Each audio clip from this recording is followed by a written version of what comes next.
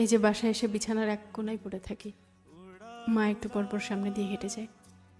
এটাতেও যে কি শান্তি, আশেপাশে মা আছে, এই অনুভূতিটাতেও একটা অদ্ভুত রকমের স্বস্তি কাজ করে, তাই না?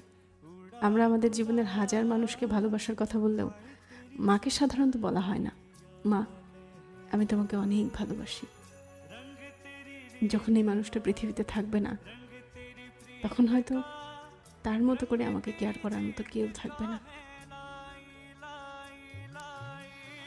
তাই সুযোগ পেলে এই মানুষটাকে বলা উচিত, মা আমি তোমাকে অনেক ভালোবাসি, পৃথিবীর সব থেকে শ্রেষ্ঠ বন্ধু।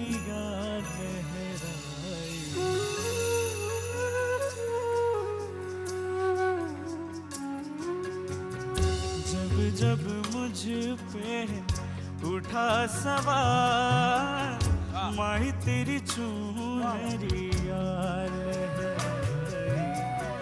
जी